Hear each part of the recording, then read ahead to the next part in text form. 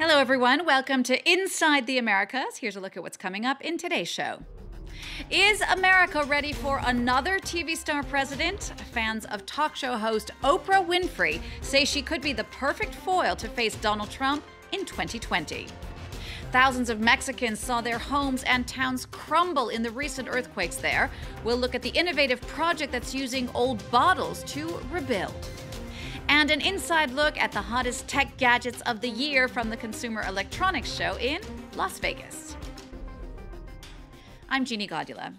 First, a U.S. federal judge has just put up a new roadblock to Donald Trump's immigration plans. The judge granted a request by California and other plaintiffs to keep the White House from stopping the DACA program while their lawsuits play out in court. The Trump administration announced it would phase out that program that's now protecting hundreds of thousands of people who were brought to the U.S. illegally as children. Trump's plans would also affect some 200,000 people from El Salvador who came to the U.S. after earthquakes rocked their country in 2001. But if Trump has his way, they will have just 20 months to leave or face deportation unless they find a new way to legally stay. Emerald Maxwell has more. Trump, shame on you. That's the response of these protesters to the US government's decision to strip the temporary protected status of some 200,000 Salvadorans. They have legally made their lives in the United States, but now have until September 2019 to pack their bags or try to seek a new residency status. My child said to me, "Mom, don't go. I don't want to stay here alone." But taking him to El Salvador is very dangerous. And leaving him here alone is too. Who's going to take care of him? I don't have anyone to leave him with.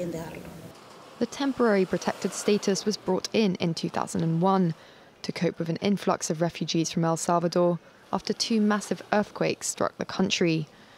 The US government says extending the status can't be justified because the conditions caused by the quakes no longer exist. But immigrant advocates have said this ignores the violence there. The move comes after longtime resident Haitians and Nicaraguans were stripped of similar protections last year. We're talking about 200,000 people who are working in this country. Congress is right now discussing measures for the Dreamers, and we think they should also take up the matter of the TPS for Haitians, for Salvadorans, for all these people who have lived in and supported this country for many years. The US Chamber of Commerce has also criticized the government's decision, saying it will adversely affect several key industries, including construction, hospitality, and healthcare. Our picture of the week is this woman, American TV star Oprah Winfrey. This week she won a prestigious Lifetime Achievement Award at the Golden Globes, but the first big award show of the season was overshadowed this year by protests against sexual harassment. And Oprah's acceptance speech has got many people begging her to run for president. She's undoubtedly one of the most admired women in the United States and requires no introduction. I'm Oprah Winfrey, and welcome to the very first National Oprah Winfrey Show! Oprah Winfrey dominated daytime television with her talk show for 30 years. During her career, the 63-year-old acted and produced films and began her own network. A self-made billionaire, Oprah Winfrey still retains the power to influence Americans even after the end of her daily show in 2011. Her acceptance speech at the Golden Globes has been called presidential and has fueled speculation she's setting her sights on the presidency in 2020. It's a probability the current president, Donald Trump, dismissed. Yeah, I'll beat Oprah. Oprah would be a lot of fun. I know her very well. You know, I did one of her last shows. She had Donald Trump, this is before politics, her last week. And she had Donald Trump and my family. It was very nice. No, I like Oprah. I don't think she's going to run. In the past, Oprah has repeatedly shot down the idea of running for the country's top job. But close associates have recently told US media that Winfrey is intrigued by the idea, and her longtime partner suggested she would absolutely seek the presidency if people wanted it. Oprah was a vocal supporter of former President Barack Obama and endorsed Hillary Clinton during the race in 2016. while the possibility of an Oprah presidency has already set social media ablaze. Democrats, who have no clear frontrunner for the race in 2020, have remained cautious, preferring to focus on the midterm elections later this year. We'll turn our attention now to Mexico, that was hit by 2 violent earthquakes just last September. Thousands of people saw their homes and towns crumble into ruins, with material damages now thought to be over $2 billion. But with most of the government aid being channeled into Mexico City and its surroundings, dozens of villages have been left to fend for themselves. Our Mexico team has more now on the innovative project people have come up with to try and rebuild their homes. First, earth is poured into these plastic, glass and aluminium containers. Then they're tied in place with raffia and set with cement. One low-cost green home takes 10,000 bottles and 6 weeks of work. An hour out of Mexico City, this is what volunteers have been coming up with to rebuild villages that were flattened. You have to do a study on the kind of community you want to help.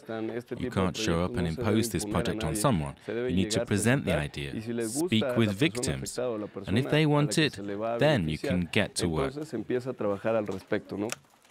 Each house needs just $3,000 worth of materials, all provided by the NGO. They can last for 35 years and handle earthquakes of up to 8 on the Richter scale.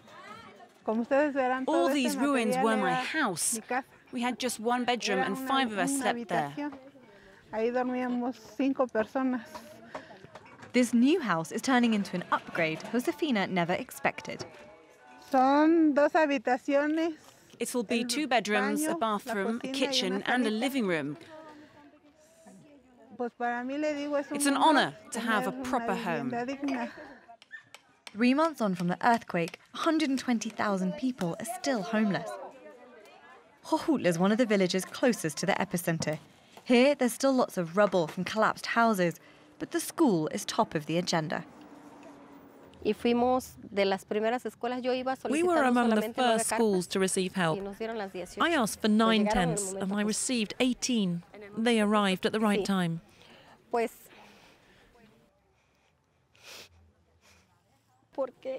We'd never been through a situation like this. We were completely lost and confused. We wanted to help, but we didn't know how.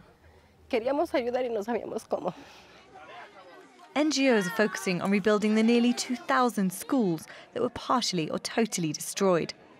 It looks like their temporary solutions might turn long-term, as real reconstruction will probably take years. All the parents and kids come to help out. The school helps us reach out to the whole community. The entire building collapsed, so we're setting up these tents. Many families here lost their livelihoods. But even though economic activity in the region's at a standstill, at least half the children have been able to get back to school. Well, you know they say what happens in Vegas stays in Vegas, but that is definitely not the case for the annual Consumer Electronics Show. The CES is a mega tech fest of what's trending and heading your way. Nick Rushworth has more now on some of the 20,000 innovations presented this year. It is the world's biggest fair of its kind, showcasing robotics, digital health, artificial intelligence and more. Welcome to the Las Vegas Consumer Technology Fair. The show floor, it just keeps getting bigger every single year. We have pretty much all of the main manufacturers here, including Samsung, LG, Sony, and many, many more, showing off a whole lot of brand new products that we're going to see throughout 2018. In all, a whopping 170,000 visitors to see around 4,000 exhibitors from more than 150 countries. There are a mind-boggling 20,000 or so product launches. Among innovations on show, augmented reality eyewear. One company, Third Eye, is pioneering smart glass technology. So right now we're just demoing an image recognition app which we developed for people with Alzheimer's. So when they wear it on their face and they look at someone or someone they might not recognize, they can see their information next to their face. American and Chinese exhibitors are 1 and 2 in terms of presence. France is third. One French company presented its minibus without chauffeur. There is no driver. This will be the first vehicle in the world working as a robot taxi. There are no pedals, no steering wheel. This is a vehicle of the future that is now a reality. What some thought would be available in a couple of years or so will be in service in a matter of months. Much of the buzz was about 5G technology that will allow us to download a 2-hour movie in seconds from 2019. That's expected to be center stage in next year's show. We'll leave you now in Peru, where a new discovery has been made on the ancient Mochica culture. Researchers from the Archaeological Museum of the Royal Tombs of Sipan say they've unearthed an ancient ceremonial room. It has 5 pyramid-shaped edifices, a banquet area, and elevated throne stands they believe were used to honor elites from Mochican society some 1,700 years ago. We'll leave you with those pictures. Thanks so much for watching Inside the Americas. We'll see you again next week for all the news from north to south.